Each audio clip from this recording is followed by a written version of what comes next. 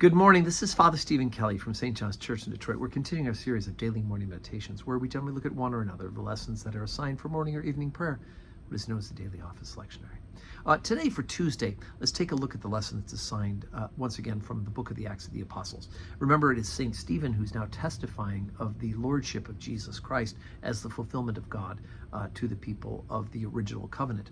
We're in chapter number 7. Yesterday we talked about Stephen's testimony of how it is that we've gone from Abraham to Jacob and then to being in Egypt, the people being brought into Egypt in order to be fed because God, what they did out of envy in selling Jacob into slavery, became a blessing that Jacob, as who rose to be second in command in Egypt, is able to save the people, the sons of Abraham and their grandchildren, from dying of famine because of God using Jacob to get Israel ready, or Egypt ready for that. So now we pick up chapter 7, verse 17. But when the time of the promise drew nigh, which God had sworn to Abraham, the people grew and multiplied in Egypt, till another king arose, which knew not Joseph. The same dealt subtly with our kindred, and evil entreated our fathers, so that they cast out their young children to the end that they might not live. In which time Moses was born, and was exceeding fair, and nourished up in his father's house 3 months. And when he was cast out, Pharaoh's daughter took him up, and nourished him for her own son. And Moses was learned in all the wisdom of the Egyptians, and was mighty in words and in deed. And when he was a full 40 years old, he came into his heart to visit his brethren, the children of Israel. And seeing one of them suffering wrong, he defended him, and avenged him that was oppressed, and smote the Egyptian. For he supposed his brethren would have understood how God by his hand would deliver them, but they understood not. The next day he showed himself unto them as they strove, and would have set them one again, saying, Sirs, ye are brethren, why do ye wrong one to another? And he that did his neighbor wrong thrust him away, saying, Who made thee a ruler and a judge over us?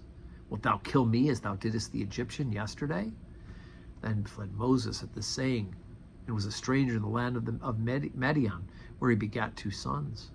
And when 40 years had expired, there appeared to him in the wilderness of Mount Sinai the angel of the Lord in the flame of fire in a bush. And when Moses saw it, he wondered at the sight.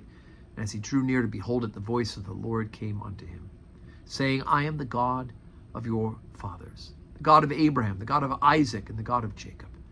Then Moses trembled and durst not behold.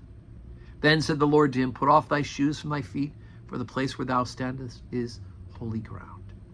I have seen the affliction of my people which is in Egypt, and I have heard their groaning, and am come down to deliver them. And now come, and I will send thee into Egypt. Okay, so here we have the setup, right? We go from Joseph, right, who was taken in slavery, not Jacob, Joseph, Jacob's son, taken in slavery. He prepares the people, Egyptians, and saves them from the famine. And in doing so, Jacob's and his sons and grandchildren come into Egypt as well for safety's sake. But as time goes on, right, the next Pharaoh happens, the next generation happens. The next Pharaoh doesn't know that, and we know from our own reading of the story that in fact there was going to be some jealousy, some fear that the people who were growing, the people, the Jews who were growing in this land, would overturn the Egyptians, right? If a foreign invader came in, they would seize up with them and overthrow them. And so they enslaved them. And God chooses Moses to be the one who will deliver the people of Israel, even though he's one who's on an insider, like Joseph, right? Joseph became an insider to save them. So does Moses as a baby, gets adopted by Pharaoh's daughter. Now Moses is the insider, and from within, he's going to be able to then learn the faith, and he spends those 40 years, after 40 years in Egypt, 40 years learning the faith and living in exile, and then God chooses him to be the one who will free the people of Egypt, people of Israel from Egypt and slavery, right? So stay tuned. The story gets even better. And again, this is Stephen's testimony, setting up how it is that Jesus Christ is the fulfillment of God's promise to send the Messiah. So today's Tuesday. We're back. Hope you had a good holiday yesterday. We're back to our normal schedule, 12:15 Holy Communion. So please do plan on joining us. If you can't be here in person, you can watch on the live stream where you're seeing this morning meditation. And may God grant you a Tuesday that is full of blessings.